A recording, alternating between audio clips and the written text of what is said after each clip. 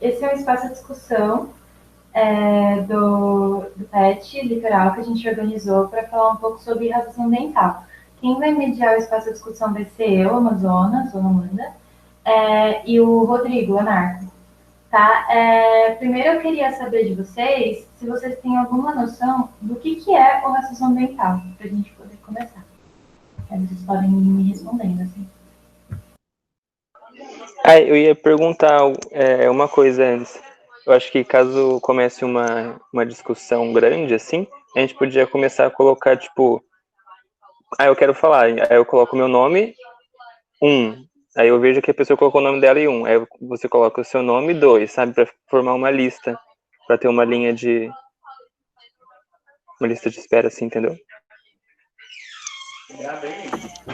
Tranquilo, então, quem for querendo falar, só se inscreve, tipo, falou aí eu quero falar, que a gente vai anotando, assim. Tá Isso. bom? Mas, Arrasou. então, gente, o que vocês sabem de racismo ambiental?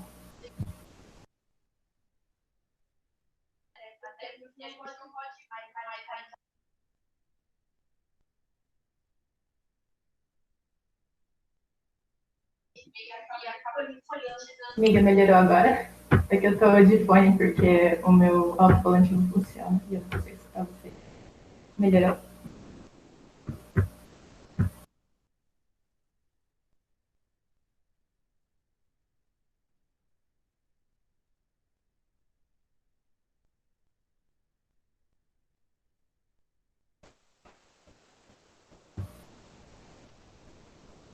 Ok, então, vocês sabem alguma coisa do que é racismo ambiental? Vocês têm alguma noção de onde veio esse termo, como ele surge e por que a gente está falando dele?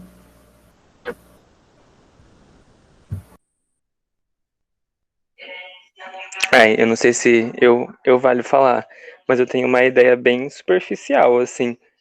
Tipo, que eu ouvi uns amigos meus conversando sobre. E um deles é você, no caso. É, mas o que eu sei de racismo ambiental é bem que, tipo, a gente consegue entender que aonde as pessoas estão está ligado também com quem elas são, no caso, né? A gente consegue ver, tipo, desde a história, com, sei lá, libertação dos escravos e tudo mais, e como eles foram marginalizados, e aí eles acabam indo para lugares que não são, tipo, o centro da cidade em si, eles acabam indo para lugares que são mais propensos a problemas ambientais, como desabamento, enchente, esse tipo de coisa, assim. Aí a gente consegue ver que quem são essas pessoas são as pessoas mais marginalizadas, e como estamos no nosso mundo que estamos hoje, as pessoas são, tipo, os negros e tudo mais. Aí eu não sei se é uma boa definição, mas é isso que eu entendo superficialmente.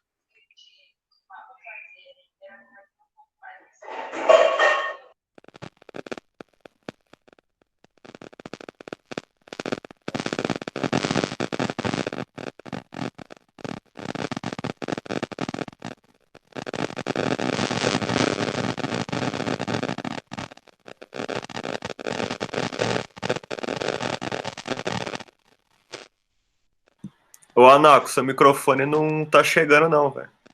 Só tá fazendo uns.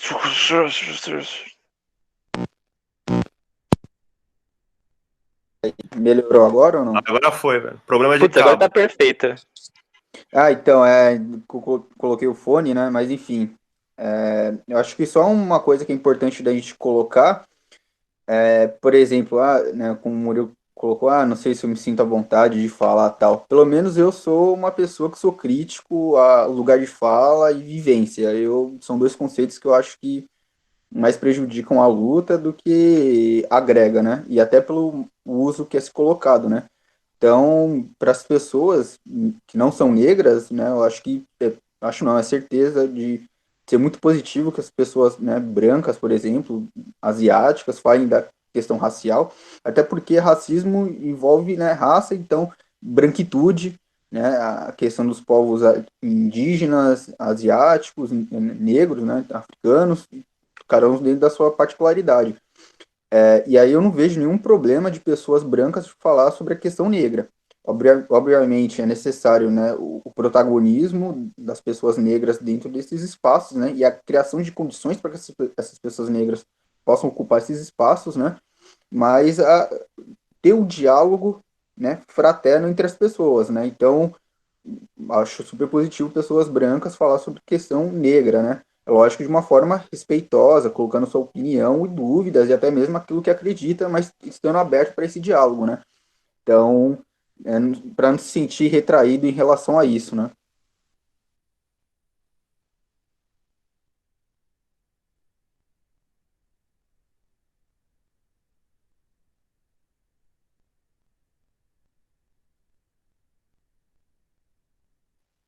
E aí, enfim, acho que também em relação, né, à definição que ela foi colocada, ela é mais ou menos por aí, né? Eu gosto de trabalhar com dois conceitos em relação a isso, né? Do racismo ambiental e da injustiça ambiental, que eu prefiro até colocar como injustiça socioambiental, né?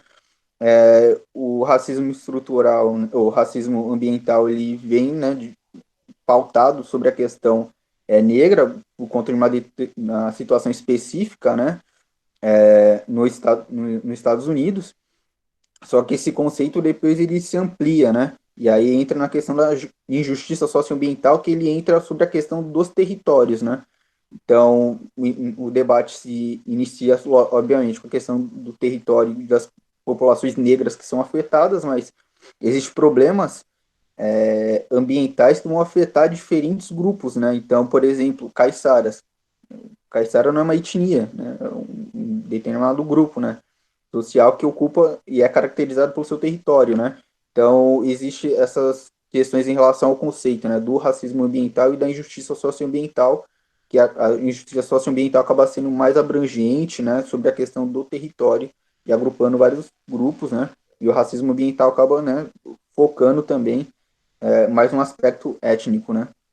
Racial.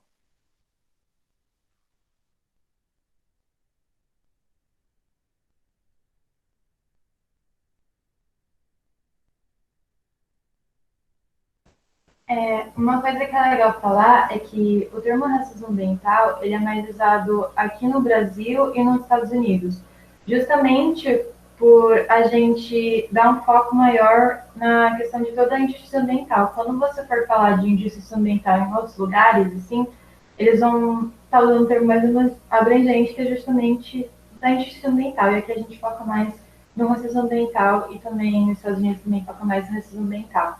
Inclusive, o termo surgiu lá em 1980, em 1981, por conta de estavam tentando colocar um aterro de resíduos tóxicos junto ao lado de uma comunidade negra de uma cidade lá no Carolina do Norte. E aí o Dr. Benjamin Franklin Chaves, que era assistente, inclusive de Martin Luther King, ele começou a investigar e analisar por que seria colocado um aterro de resíduo tóxico ao lado de uma comunidade negra, sabe? Tipo, tinha gente morando ali do lado. E aí ele foi vendo que isso, na verdade, era uma coisa mais comum do que ele imaginava, e aí ele cunhou o termo do racismo ambiental, muito tempo atrás. Para poder somar em relação a isso, creio que é importante ser colocado, né? Primeiro que é o racismo em si, né? E aí existe vários debates em relação a isso, né? Qual que é a definição de racismo, ou como que ele se dá, né? E acho que se a gente entender o racismo na sua concepção estrutural, aí podemos, né, entender melhor o racismo ambiental. Então, por exemplo, o racismo estrutural, né? Ele tem três bases, né? Que é a econômica, social e a psicológica. Mas aí a gente pode falar só rapidamente. Geralmente o racismo ele é muito colocado equivocadamente como o sujeito chamou outro de macaco, não deixou entrar na loja porque é negro. Né? E isso seria mais a questão da exclusão e da difamação racial. Que isso em si é uma face pequena do que é o racismo. E aí é sempre visto, né, o racista como algo errado, patológico, né? O cara o cara é neonazista, mas porque ele é burro. O cara, né? racista, porque ele é um idiota, e não é por aí. O racismo, ele perpassa as relações sociais, e ele constitui as relações sociais. Ou seja, o racismo, ele é uma norma da sociedade. O normal é o racismo. Não é que o racismo é errado, obviamente, né? Querer como algo negativo que queremos combater, mas ela é a base da sociedade, assim como o patriarcado, né, a heteronormatividade, as relações, né, várias outras relações de dominação, e que elas são correlacionadas entre si, né, e existe uma centralidade, né, especificamente, né, do capitalismo e do Estado, mas aí é uma outra história. Entretanto, o racismo estrutural, vamos pegar, por exemplo, um exemplo econômico. Acho que no Brasil existe várias ferramentas. Uma delas é a tributação. Então, por exemplo, pessoas negras, tributo, né, o imposto, ele se dá sobre salário e sobre consumo. Ou seja, quanto menores salários, proporcionalmente você paga mais impostos. Então, por exemplo, uma pessoa que tem um iate, ela não paga imposto. Uma pessoa que tem um carrinho velho, um fusquinha, paga imposto. Uma série de impostos. Então, assim, o cara negro, né, tem toda a condição histórica da população negra, né, questão da escravidão, do pós-escravidão, que houve um plano, né, de extermínio da população negra no Brasil, foi mais efetivo na Argentina, a população tinha até uma probabilidade próxima da nossa, né, e hoje existe poucas pessoas negras na Argentina por conta do processo, né, de genocídio. Houve esse projeto no Brasil, enfim, gerou todas as consequências que tem hoje. E lembrar que o racismo não é só uma consequência do passado. O racismo ele é atualizado, né? Então não é algo que existe no passado, né? E aí tem algumas consequências hoje. Hoje o racismo é 4.0 no Brasil, né? Ele está sempre em atualização, voltando constante, né? Então o exemplo do imposto. O cara ganha pouco, um salário baixíssimo. Ele paga muito imposto, então o poder de consumo ele é baixo. E aí o cara não tem grana para ter uma casa bacana. Então ele tem que ocupar uma área degradada, uma área longe do centro urbano. Então ele já vai ter uma série de problemáticas, que é longe de hospital, é longe, né, de uma série de questões básicas do cotidiano. Né? E aí, por exemplo, a partir disso, existe uma série, isso é na economia, né? Então o imposto ele se dá sobre salário e consumo, o cara ganha menos, pagar mais impostos, e aí mantém ele numa relação de pobreza e de miséria, porque ele não consegue sair disso, porque existe todo um sistema tributário que está esmagando ele. E aí vamos pegar pelo segundo aspecto, então o primeiro aspecto econômico, o segundo aspecto político, né? Existe, né, toda a questão, o aparato do Estado, por exemplo, que ele não chega, né, quer dizer, ele chega nas periferias, e as periferias, né, são consequência desse aspecto econômico, e aí o que chega, né, existe políticas públicas justamente de exclusão social. Então, por exemplo, o pessoal fala, sucesso da minha casa, minha vida. Isso é meio falacioso, né? As políticas públicas envolvidas, né, com Minha Casa Minha Vida, geralmente destinam a que a população pobre, negra, né, vive em áreas muito longes, né? E aí o que chega, né, é o braço armado da polícia, né? É a cadeia, né? Então esses aspectos, né, e mais saúde, lazer e outros aspectos não chegam. E aí a gente tem um aspecto subjetivo, né? Então, por exemplo, o sujeito que ele ganha pouco por conta, né, da opressão econômica do racismo estrutural. Ele vive numa condição precária e de violência por conta do aspecto político, né? Aí, então, o sujeito é esmagado pelo capitalismo, pelo Estado, e aí isso, com esse salário pequeno, essa condição de vida, gera privações na vida desse sujeito. Então, ele não consegue ter um espaço de lazer, não consegue ter, por exemplo, a estética negra é sempre colocada como algo feia, como, né, algo inferior. O sujeito cria um sofrimento psicológico nele, né, e que desencamba, né, em problemas de alcoolismo, drogas e por aí vai. Então, existe o aspecto econômico, político e psicológico que faz a manutenção do racismo estrutural, né? Então, o racismo não é só quando chega e né, chama o cara, fulano é macaco, né? Isso é um aspecto. Mas é importante a gente entender que o racismo ele é todo como se constitui a sociedade. Então, tem um caráter estrutural e estruturante da sociedade, né? E acho que a partir disso a gente podemos compreender melhor como que se dá o racismo ambiental. Então, como o exemplo que a Amazonas colocou, né? Da situação nos Estados Unidos, né? Que uma população ali foi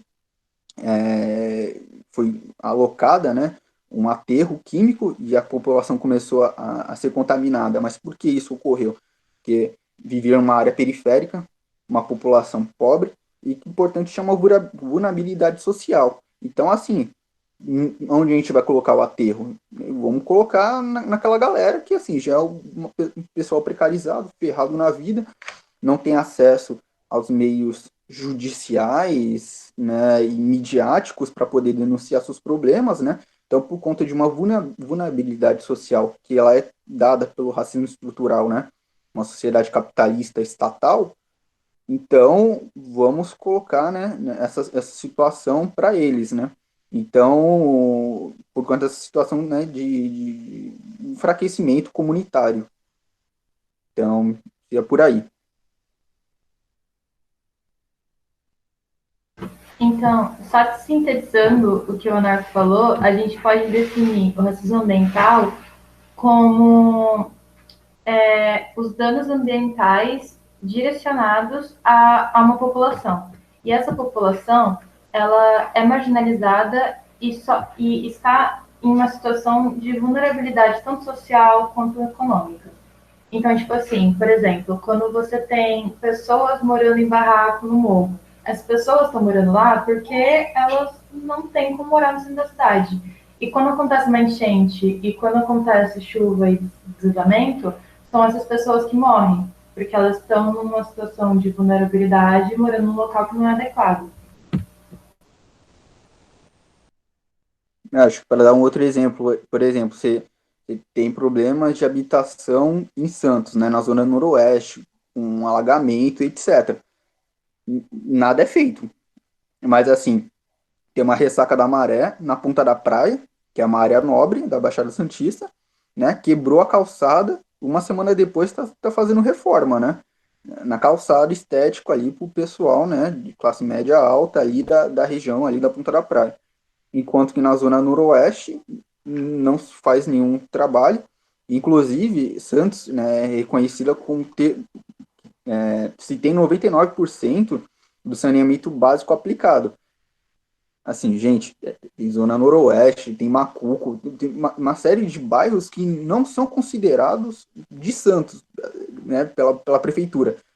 Né? Então, são áreas desumanizadas, são áreas apagadas, né? Então, oficialmente conta, né, que possui saneamento básico em Santos, mas assim, você vai para algum bairro desse, anda 40 segundos, você já vê que não tem saneamento básico, né? Então, como vê esse processo?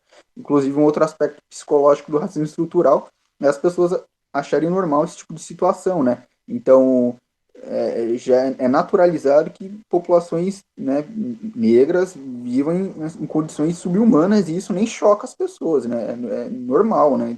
Passa e é naturalizado esse processo, né?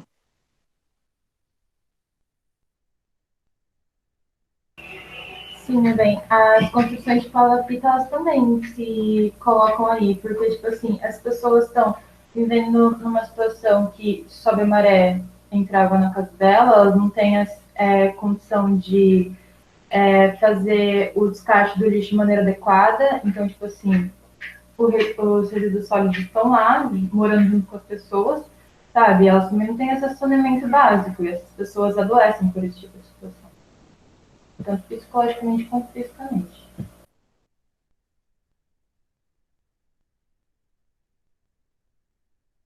E aí, só mais um adendo, Santos tem a maior palafita da América Latina. Mas pela prefeitura tem o saneamento está resolvido, né?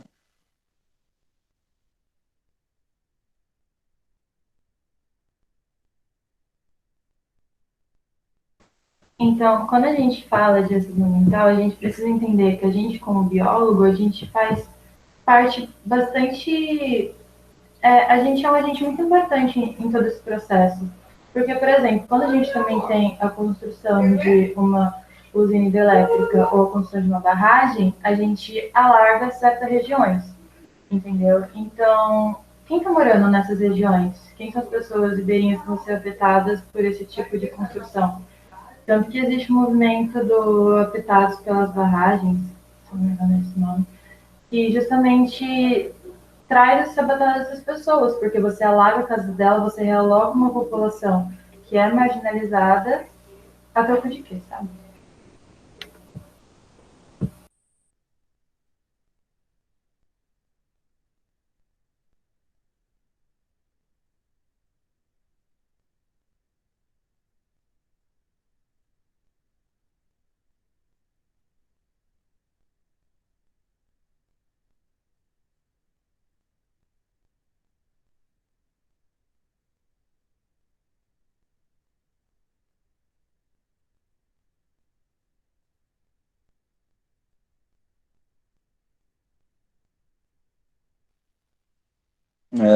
Não sei se alguém quer colocar coisas, porque assim, se deixar eu vou falando, né?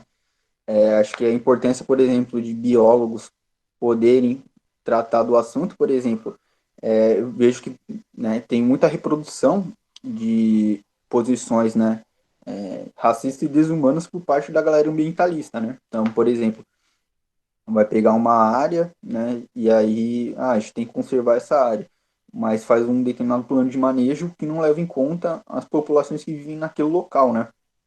Então, é, né, existe processo de expulsão, né? E aí, por exemplo, existe diversas culturas e famílias que têm uma relação, né, com o seu ambiente, né? Só a gente estudar um pouco de antropologia ecológica, né, a relação, né, da etnobotânica, né, como os grupos estão correlacionados com o seu meio, até mesmo de coevolução. E aí tem uma medida, né, de pessoas das ciências naturais que chama conservacionista, né, que é assim, a natureza lá e o ser humano aqui.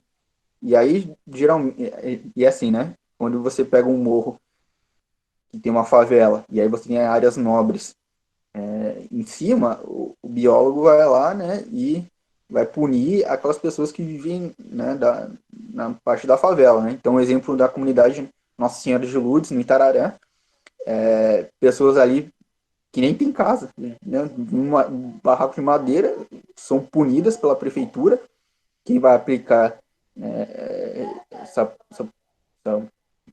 punição, né, ali é um funcionário ali, que, né, geógrafo, biólogo, sendo que no mesmo morro existe vários casarões na parte de cima, né? E não acontece nada com eles, né? Inclusive existe processo de reintegração de posse com a comunidade, mas não tem com a galera que mora nos casarão em cima, né? Então a gente vê também esse aspecto, né? Novamente do racismo estrutural, né? Da parte da esfera política, né? Então a justiça, né? O aparato estatal usado contra pessoas pobres, né, naquela religião, né? Tem pessoas brancas também, bastante pessoas do Nordeste, né?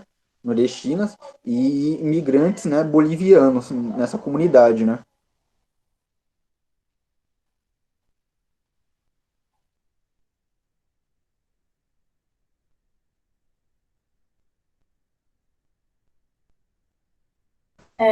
Nigo Conga, eu acho que dá sim para estender a discussão sobre racismo ambiental em relação à quarentena, porque a gente vê que é muito mais difícil, tipo, você ter realmente o isolamento social em regiões mais periféricas, além dessas regiões terem menos acesso à saúde no geral, tipo, tá mais longe de hospital, etc. E são essas regiões que justamente têm a maior taxa de mortalidade, a maior taxa de ocupação em UTI e mais pessoas adoecendo, sabe?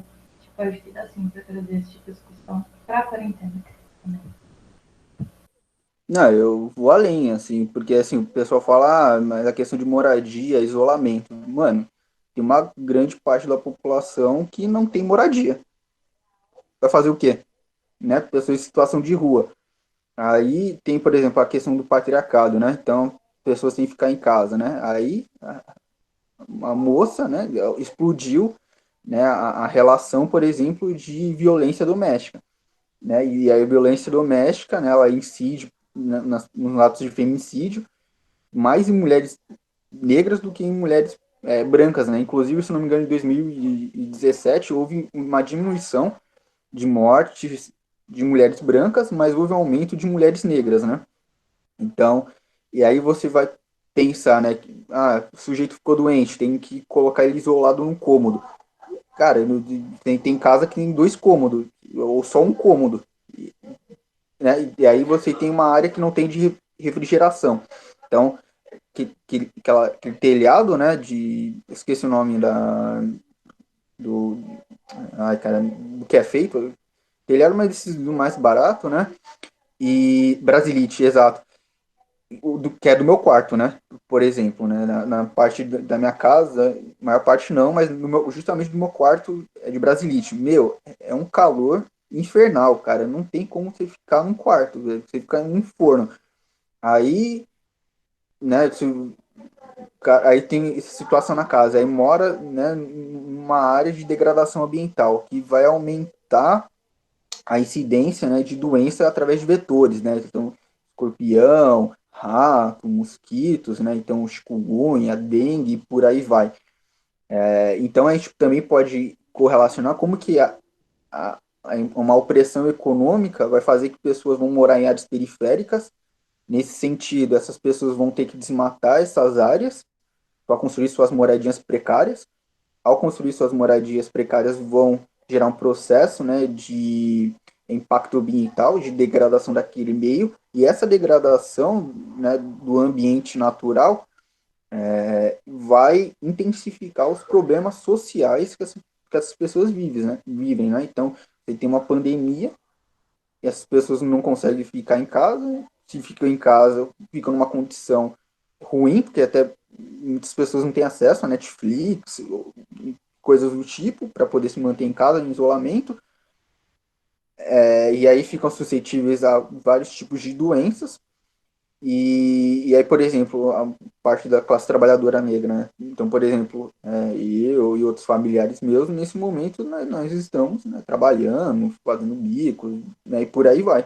Então, assim, eu não estou de isolamento, eu estou na rua todo dia trabalhando, né, de segunda a sexta. Para mim não tem isolamento, porque, né, eu ficar em casa, fudeu, né? Pagar a conta como, né? E aí você tem um auxílio emergencial que não sai. Quando sai, é uma migalha de R$ 600, sendo que houve um programa de transferência, né, para bancos com um valor 20 vezes maior do que todo a grana do auxílio emergencial, né? Então fala, não tem dinheiro, né?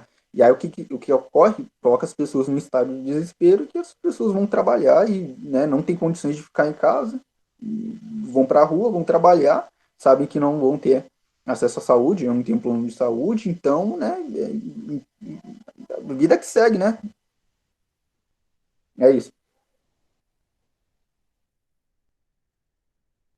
Além da questão do acesso à moradia e, tipo, todas as questões, a gente também tem que lembrar da violência policial, que está direto desse tipo dentro desse tipo de comunidade. E, tipo assim, que nem a gente pode colocar da situação do garoto de 14 anos que foi morto essa semana passada, dentro de casa, entendeu? Então, como você fazer isolamento social se a polícia está subindo no morro? Sabe? É muito complicado quando a gente para analisar esse tipo de coisa.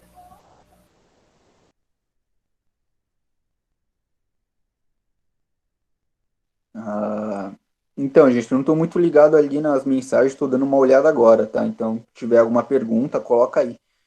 Tem uma frase, né, de uma agroecóloga, né? Então, trazer referências, né, das ciências naturais sobre isso, né? Ana Primavesi, né? Ela morreu esse ano, faleceu. E aí ela já coloca, né, uma frase que eu acho muito boa, né? Solo sadio, sociedade sadia, né? Então, pessoas que vivem em áreas degradadas, né? Elas vão se alimentar mal, vão estar sujeitas a processo de vulnerabilidade, processo de violência policial, né? Então processo de genocídio da população negra. Inclusive, eu enxergo, por exemplo, a pandemia também usada como uma arma biológica, né? Porque 11% da classe trabalhadora está desempregada nesse momento. Então, uma massa grande de pessoas desempregadas, e ainda tem a galera que é da estatística, tem um termo que é para as pessoas que não buscam mais emprego. Tipo, já sabe que não vai arrumar, então fica em casa, né? E isso pode ser canalizado com um grande processo, né, de revolta popular, né? Então, assim, se morrer, né, 1 milhão aí, tá positivo para a elite, né? Um BO a menos a ser resolvido, né? Então, o genocídio da população negra também se expressa em condições, né, ambientais.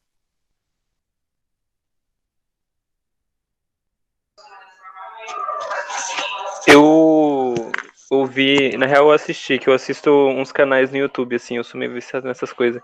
E tem um canal que é Tempero Drag, é uma drag que ela fala sobre vários assuntos, acho que se não me engano ela é mestre na USP, assim, e ela utiliza da plataforma do YouTube para falar sobre vários assuntos em questões mais políticas. E aí, um dos vídeos não fala sobre esse tema, mas eu acho que dá para linkar, assim. Ele fala que toda essa marginalização das pessoas e tudo mais, o desemprego no alto, eles acabam sendo utilizados para manter o sistema atual do jeito que ele está. Por quê? Porque as pessoas que elas estão trabalhando em completamente baixas qualidades, elas acabam tendo medo de se revoltar ou coisa assim, porque tem muita gente que não tem esse emprego, não está nesse mínimo privilégio de um emprego ruim, vamos falar desse jeito, né, entre aspas. Então ela acaba não se revoltando ou não querendo se politizar ou não querendo fazer esse tipo de coisa, porque se ela acha que se ela fizer, tem muita gente que vai entrar no lugar dela, sabe? Eu acho que entra nesse quesito de racismo ambiental, assim, porque eu acho que eles não. Assim, eu não sei se é uma coisa que eles realmente não queiram, mas eu imagino que é uma coisa que eles não queiram consertar, no caso, né? Porque isso mantém o sistema do jeito que ele tá, né?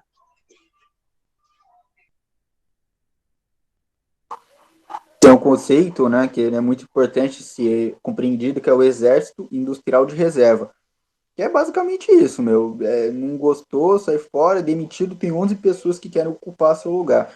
E aí, por exemplo, o patrão, né, o burguês, né, ele pode diminuir o salário das pessoas. E aí, fala, meu irmão, você não quer, problema seu também. E assim, tem uma reunião, né, e aí o presidente da XP, que é uma empresa que trabalha com tecnologia, né, você pode colocar isso daí no Google, né? Basicamente ele falou que o problema da Covid já foi resolvido. Que seria que na elite a Covid-19 já não está afetando a população, até porque, né, quem vai estar exposto ali é o funcionário, é o porteiro, a pessoa que trabalha na questão doméstica, enfim, né? Essa se contamina, a elite não está mais contaminada, né? Não está mais se reproduzindo, até porque quem trouxe para cá, né? Uma boa parte, né? Foi a galera da elite que foi dar um passeio na Itália, né? E agora, como não está sendo reproduzido na elite, a economia pode voltar, né? O que a economia pode voltar? Botar o pobre para trabalhar. E aí fica o Deus dará, morreu, morreu, morreu. Inclusive, né, um bom efeito, né, como que Minas Gerais, né, Minas Gerais mandou bem na questão do combate à Covid, né? Como que diminui a Covid lá, né? Eles não estão colocando no laudo, né, da morte, né, a Covid-19, tá colocando morte por insuficiência respiratória, né? Então os números de mortes estão diminuindo da Covid-19, ou seja, né, o sujeito ele não morre de Covid, morre de insuficiência respiratória e isso não entra na estatística, né? Então são várias formas de mascarar o processo de morte, né, e de desalento da população, né? E isso acaba descambando, né, nas populações mais precarizadas, que é a população negra, indígena, e outros grupos, né?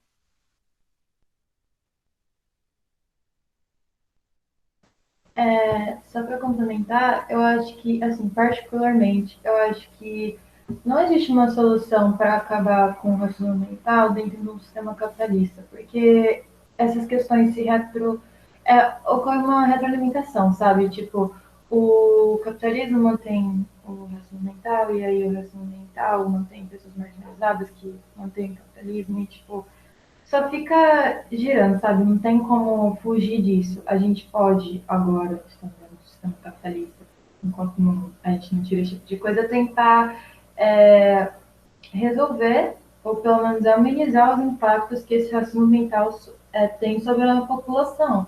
E, tipo assim, começar a pensar em estratégias que envolvam essa população e não excluir elas como pessoas contra a natureza, porque não é isso. Tipo, a gente precisa entender que a gente faz parte do processo ecológico, a gente faz parte do sistema, tipo, a gente é espécie, a gente é animal, a gente também dialoga com esse tipo de coisa, a gente precisa se colocar sim dentro da conversa sobre conservação e não excluir essas pessoas e tratar elas tipo, não, você está fazendo uma coisa errada e ignorar todo o sistema de um desenvolvimento não sustentável que mantém esse tipo de situação, sabe?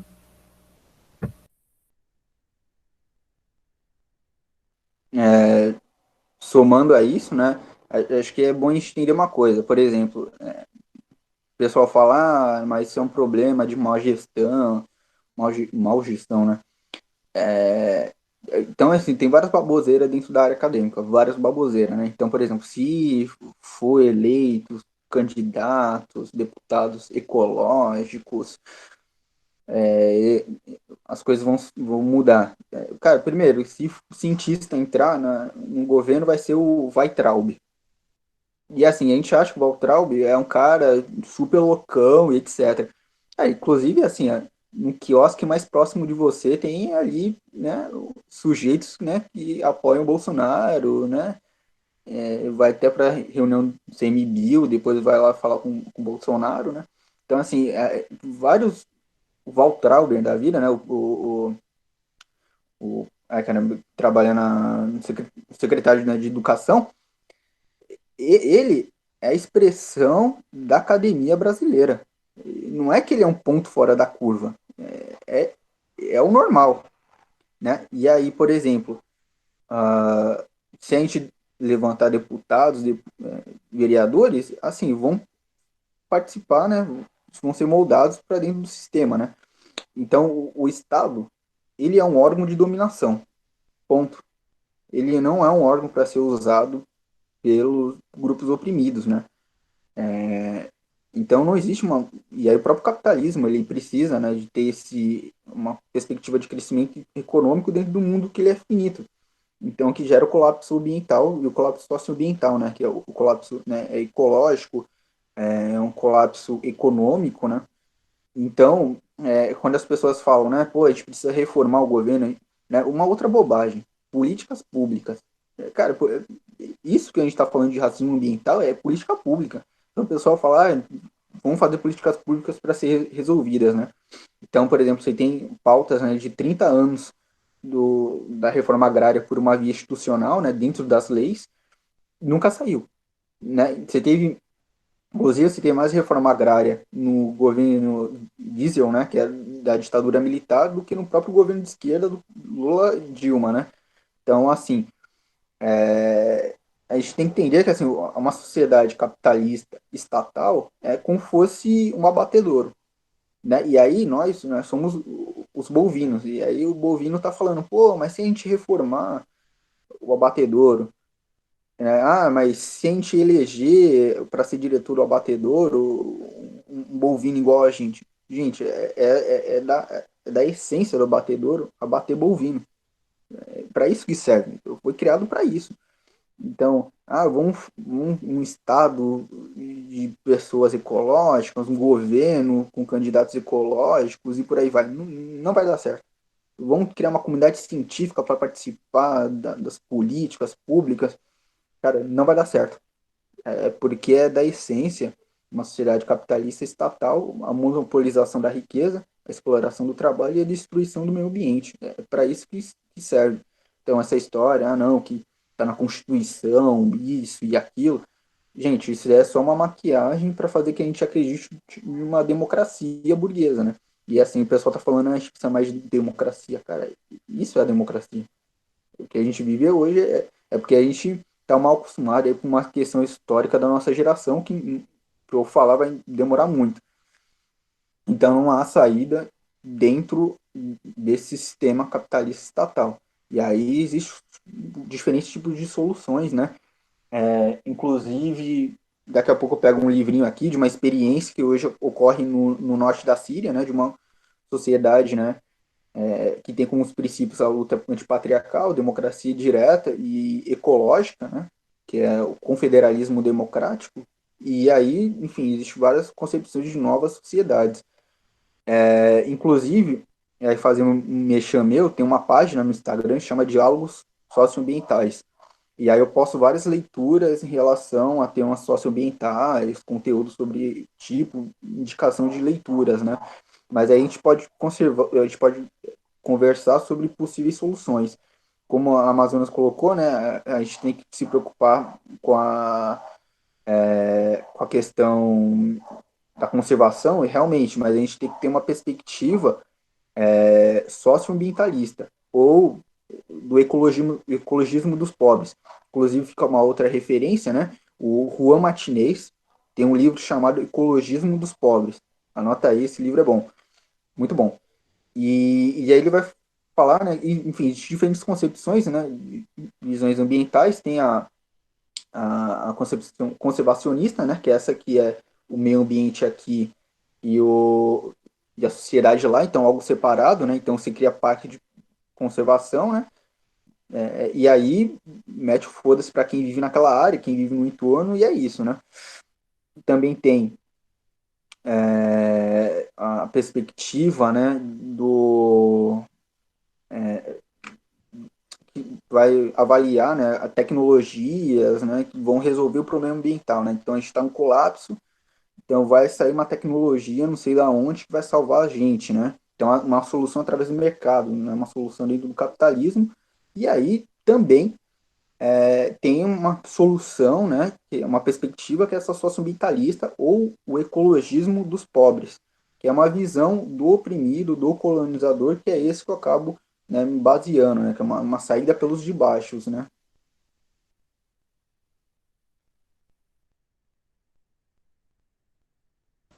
Gente, tá chegando já 7 horas, e aí eu queria ir encaminhando, assim, se vocês têm mais algumas perguntas ou algumas colocações que vocês queriam fazer, pra gente também não se estender, tipo, depois das 7 horas, que eu acho que fica muito longo, não sei se todo mundo, tipo, consegue participar também.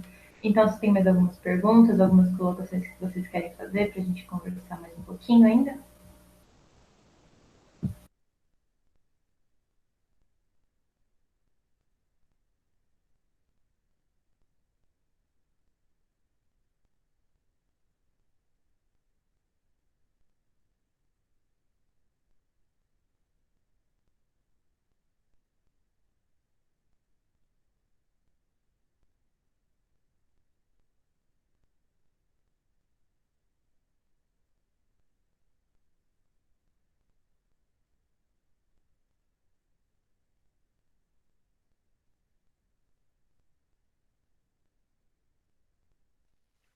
Então, indicação sobre isso, vou pegar um livro aqui rapidamente.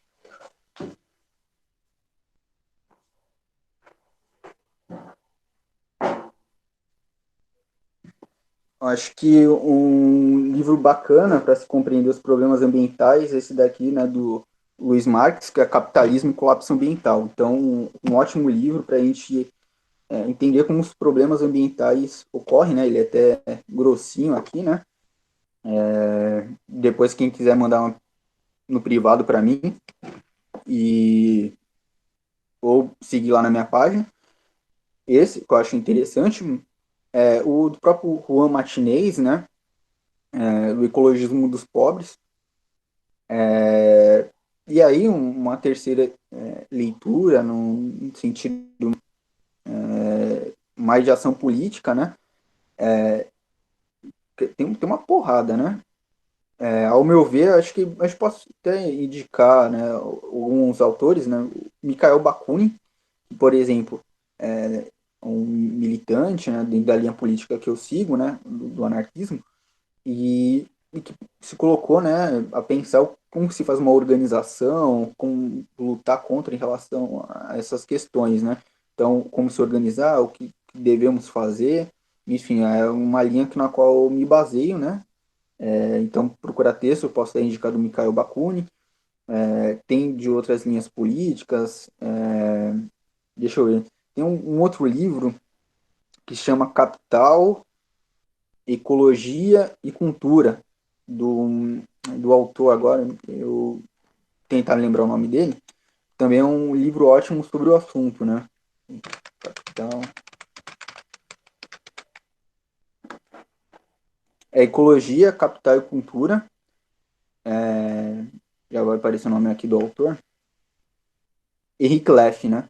Eu acho que esse autor ele deu uma desviada nas últimas obras dele, que é bacana, mas esse livro também é um outro bem bacana, do Henrique Leff, né?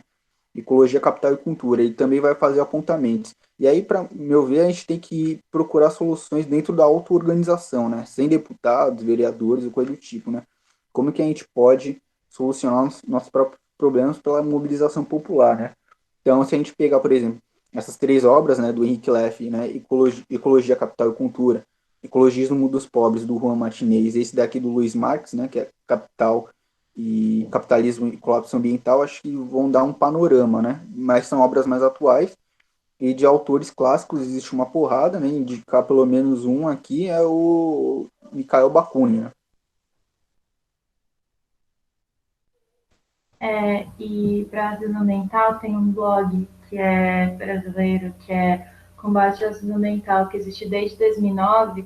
Lá tem uns textos da fundadora, que é a Tânia Pacheco, se não me engano, que ela sintetiza o que é racismo mental e também tem outros textos sobre esse artigo sobre essa questão. Também tem um que eu li que é conflitos ambientais gerados pelo racismo mental no processo de implantação no Conselho Gestor da Review Serra Negra em terras indígenas no Pernambuco, que também aborda a questão de tipo que o Ana comentou antes, que fizeram esse review, que é uma unidade de conservação, um tipo de unidade de conservação, só que não levaram em consideração a população indígena que vivia no local. E aí, e é tipo a primeira unidade de conservação no Brasil, se não me engano, é a mais antiga, alguma coisa assim. E aí eles estão no artigo fazendo um relato do que aconteceu e explicando como eles estão tentando resolver a situação agora, que eu acho que é bem interessante para ver como tipo isso se expressa agora, assim, quando a gente fala de gestão ambiental e coisas assim. Em relação ao que a Laurinei, não sei se é, enfim, em relação ao que o Laurinei falou, sobre São Vicente também ter caso de região contaminada por área, também, tipo, dá para falar que é muito interessante abordar isso para a gente ver que não está longe da gente, né? Porque, tipo, uma boa parte da galera daqui mora em São Vicente. Ah, tá. É o Ney? Nossa, não tinha visto. Foi mal, Ney. E que também, por exemplo, a gente tem também caso de problema com a gestão do o plano de manejo do Parque Xixi Vale Apuí, porque também é que a comunidade indígena que vive lá não é de lá, eles moram lá faz uns 40 anos, mas tem problema que o plano de manejo do parque não foi levado em consideração com eles. Então, tipo, é uma relação bem atritante. Assim, não sei se dá para usar a palavra atritante, não sei se existe, mas existe atrito nessa relação, porque é complicado. Não foi levado em consideração, e aí só deu, gente.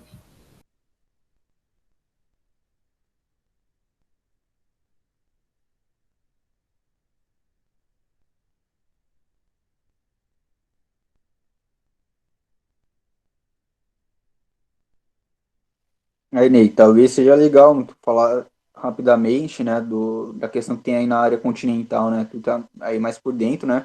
Que é uma área que a galera não pode nem plantar porque o solo tá contaminado, assim, o pessoal vive numa área né, de extremo risco, né, nessa região, aqui mesmo em São Vicente, né, e isso não teve nenhum processo, né, de ressarcimento, né, dessa comunidade, né, acho que o Ney está bem mais por dentro, acho que poderia colocar rapidamente, né.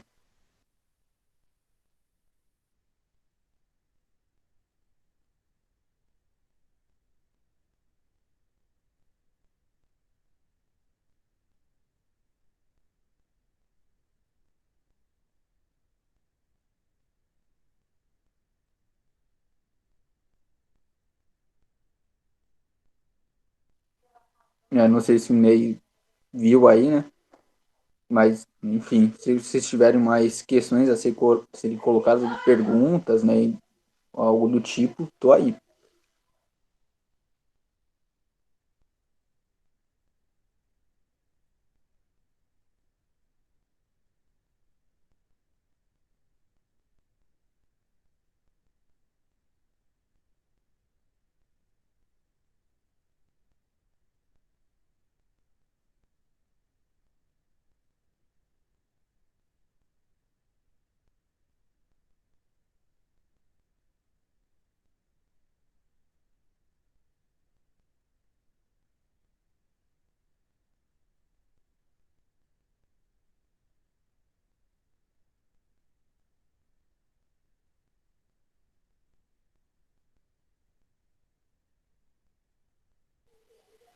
É interessante se pensar, né, que a gente pega um exemplo dos Estados Unidos, na década de 70, sendo que a gente, no nosso próprio município, existe uma situação muito próxima. Inclusive, isso é normal, por exemplo, como foi citado, né, a galera dos atingidos de barragem, que é áreas contaminadas com mineração.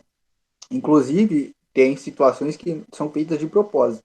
Então, por exemplo, uma área que eu estudo é ecologia política, né, então os conflitos socioambientais, né, existe uma situação em Minas Gerais onde uma mineradora queria um território que era que se tem camponeses, né? E não conseguiu retirar o pessoal desse território. Então eles começaram a jogar os rejeitos, né? Da mineração que possui mercúrio, né? No rio que servia, né? Para irrigação, né? Do plantio desses camponeses acabou, né, contaminando pessoas, principalmente o gado, né, e as plantações vieram, né, pelo processo de estresse, né, a ser contaminado e morrerem, né, a plantação.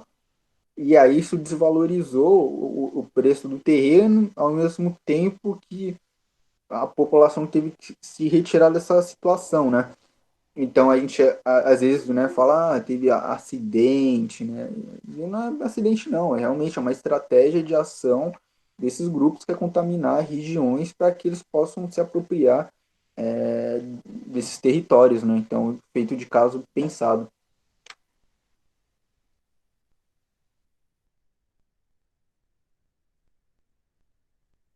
Ah, gente, eu esqueci de falar, mas também, quando a gente fala de ação ambiental, a gente também precisa pensar que, em relação a órgãos deliberativos, de tomada de decisão, etc., a gente não vê pessoas associadas compondo esses órgãos, que também é uma das visões que a gente pode, alguma das leituras que a gente pode ter no ação ambiental. Não só somos pessoas, eu digo somos porque sou racializada, mas não só somos pessoas que sofremos mais em relação aos danos ambientais, como não temos voz dentro da política e de órgãos no geral para poder reverter esse tipo de situação.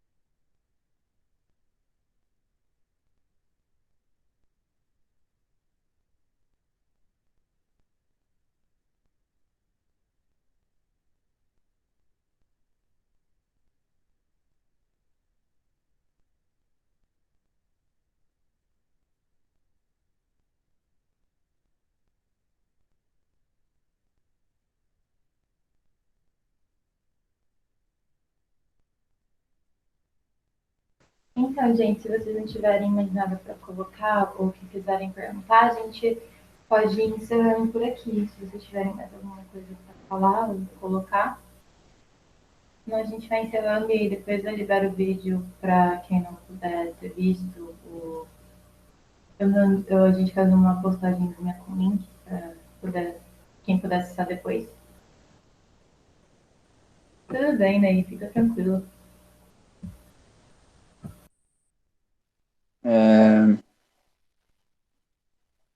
Então, quem quiser desenvolver essas ideias, manda uma mensagem para mim no pessoal. É uma área que eu acabo estudando, né? Enfim, também participo, né, de ações, né, mais voltadas a questões práticas. Inclusive, né, eu teria até gostaria de numa organização na qual eu sou militante, né, de criar uma frente ambiental e até mesmo um grupo de trabalho interno, mas falta mais gente das ciências naturais, né, para poder executar esse trabalho. Enfim, domingo a gente vai ter uma formação política sobre sociedade de dominação, onde a gente vai tratar, né, da questão do Estado e do capitalismo. Eu vou falar um pouco também sobre neoextrativismo, né, que é um dos principais fatores para a expansão do capitalismo e também um dos principais fatores de destruição ambiental e do colapso ambiental. Falando sobre colapso ambiental, tem um autor muito importante, que é o Carlos Taibo. Ele é espanhol, mas ele trabalhou em Portugal, então ele tem vários vídeos e livros em português. Então, é só colocar colapso ambiental, Carlos Taibo, uma outra referência boa. Então, enfim, domingo, para quem quiser participar, manda uma mensagem para mim. É no próximo domingo, sem ser esse domingo próximo, às 10 horas, sobre sociedade de dominação, dentro de uma perspectiva anarquista. Enfim, tem outras propostas que também eu faço, né? Agora estou me dedicando bastante à agroecologia urbana também, né? Então, inclusive, teve o aumento da maré, minha casa está alagando, o quintal, nesse exato momento. Daqui a pouco eu vou ter que dar uma avaliada para ver se tem alguns vasos próximos, né, da onde enche. E aí, enfim, também é uma outra área prática que eu estou aí trabalhando, desenvolvendo. Faço estudos também com educação ambiental. Enfim, eu acho que tem muita coisa a ser trocada, aprendida coletivamente. Tem minha página, Diálogos Socioambientais. Agora estou correndo atrás de um celular novo, um aparelho para poder gravar vídeos, fazer mais conteúdos lá. E é isso. Quem quiser, vamos trocar uma ideia aí. E muito obrigado por quem participou e mais uma vez me ouviram falar, né? Uma fala minha aí que eu geralmente falo bastante coisa aí na faculdade, enfim. É isso. Muito obrigado aí.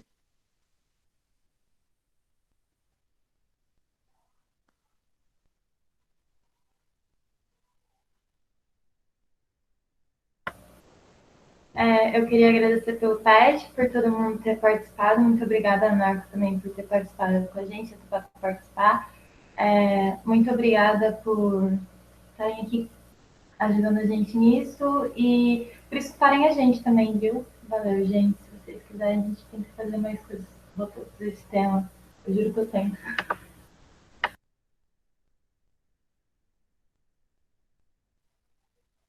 Inclusive, Capete aí, se quiser algum tema que eu possa abordar mais outros dias aí, também tô aberto. E é isso. Obrigado.